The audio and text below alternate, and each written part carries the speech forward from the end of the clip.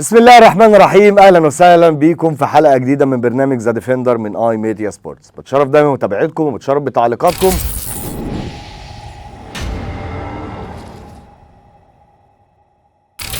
ودي تاني حلقه لينا النهارده. انا والله مشيت لقيتهم بيكلموني في الاعداد وفي الاداره هنا، الحق احمد فتوح ومحمد صبحي انضموا لمنتخب مصر. انا بينكم بصراحه استغربت، يعني الفتره اللي فاتت يعني كلام كتير جدا على فتوح وعلى صبحي واستبعادهم وعرضهم للبيع، ويمكن في الحلقه اللي انا عملتها النهارده تعالوا نشوف انا قلت ايه. لا خلينا نتكلم ان منتخب مصر الاهم. لو مستر فيتوريا محتاجه، منتخب مصر اهم. خلينا نتكلم ان الفتره الجايه منتخب مصر داخل تصفيات كاس عالم وفي كاس الافريقيه. لا انت محتاج كل لاعب، كل ده هيتوقف على حسب رؤيه الجهاز الفني. ده اللي انا قلته وده اللي انا اتكلمت فيه.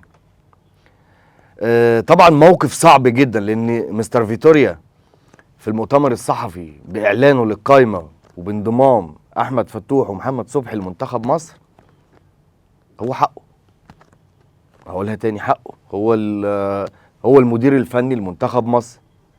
وفعلا يمكن في خلال تصريحاته، هو طبعا التصريحات دي احرجت مجلس اداره نادي الزمالك، احرجته قدام جماهيره واحرجته بشكل يعني بصراحه. رغم ان الزمالك امبارح فوزوا على بيراميدز، الناس فرحانه والجمهور كان فرحان النهارده يعني انضمام فتوح وصبحي خبطه جامده حقيقي، خبطه يعني خبطه جامده والله بجد. يعني الموضوع صعب جدا، لانك انت هو نادي الزمالك خد قرار بعرض للبيع وايقاف وتحقيقات وبعتوا حتى رسائل لاتحاد الكره ان هم فتوح ولا صبحي ينضموا لمنتخب مصر.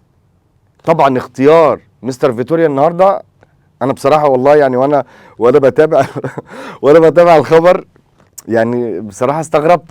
بس انا قلت ان منتخب مصر اهم، والراجل اللي هو شايفه صح. ويمكن حتى في تصريحاته قال حاجه حلوه قوي.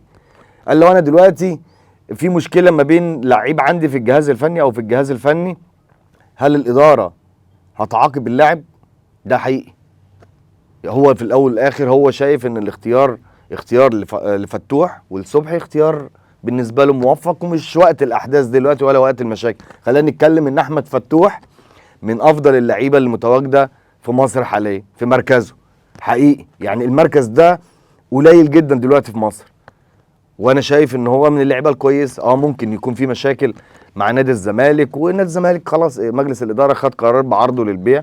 في الاول والاخر انت مش هتجبر المدير الفني لمنتخب مصر ان هو يستبعده، لان المشكله عندك انت مش في المنتخب. المشكله عندك انت اخترت خلاص ان هو استبعدته عرض للبيع هو وصبحي. مستر فيتوريا ليه كل الحق ليه كل الاحترام والتقدير ان هو يختار اللعيب اللي هو عايزه. وانا قلت من خلال الفيديو اللي انا اتكلمت فيه، قلت ان في امثله كتيره جدا. انا واحد من الناس انضميت لمنتخب مصر، كان في مشكله ما بيني وبين النادي الاهلي، كابتن جوهري.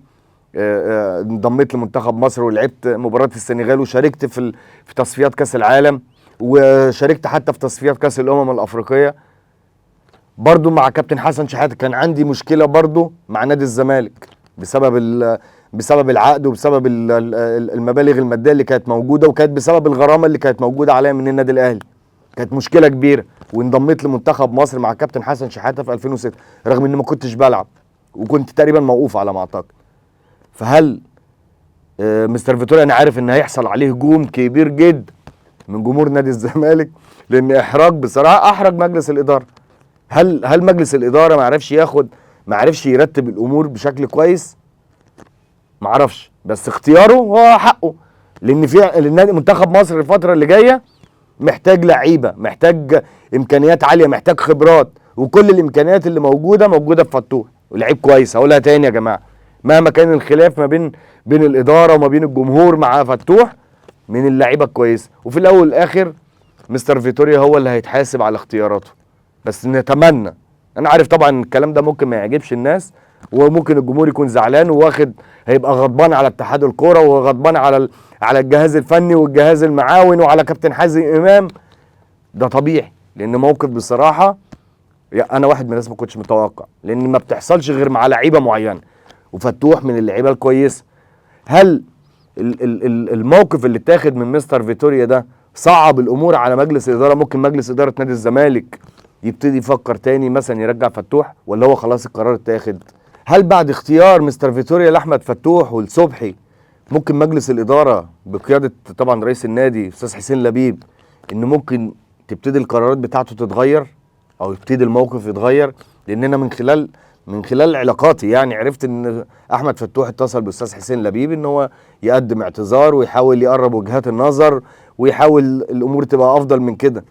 طبعا بعد اختيار فتوح لمنتخب مصر، فتوح بقى موقفه قوي جدا، وقلتها في الفيديو ان الحاجه الوحيده اللي ممكن ترجع فتوح تاني يعني ما يبعدش عن الكوره هو انضمام المنتخب مصر. خلينا نتكلم يا جماعه، الانضمام لمنتخب مصر ده قوه. انا واحد من الناس بقول لكم كان في مشكله كبيره جدا ما بيني وبين النادي الاهلي، ولما انضميت لمنتخب مصر كانت قوه ليا، وحتى على فكره بعديها انا رجعت للنادي الاهلي تاني.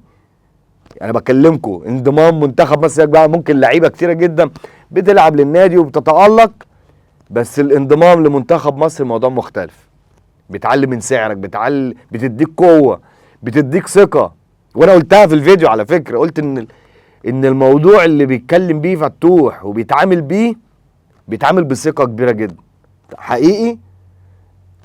انا واحد من الناس بصراحه ما كنتش متوقع، بس كده فتوح رجع تاني. وهو على فكره مش موضوع ان انت انضميت منتخب مصر كده وخلاص، لا ده انت عليك عبء غير طبيعي، لانك انت لو هتلعب اساسي هتلاقي يعني احنا كلنا في الاول والاخر بنشجع منتخب مصر ونفسنا منتخب مصر يحصد بطولات ويرجع تاني للمنافسه، وعندنا بطوله مهمه وعندنا تصفيات كاس عالم.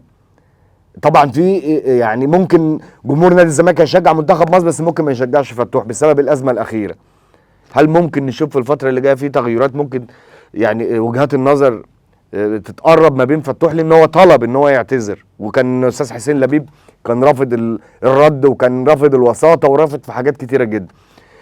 موقف طبعا صعب وصدمه كبيره جدا واحراج لمجلس اداره نادي الزمالك النهارده باختيار احمد فتوح ومحمد صبحي.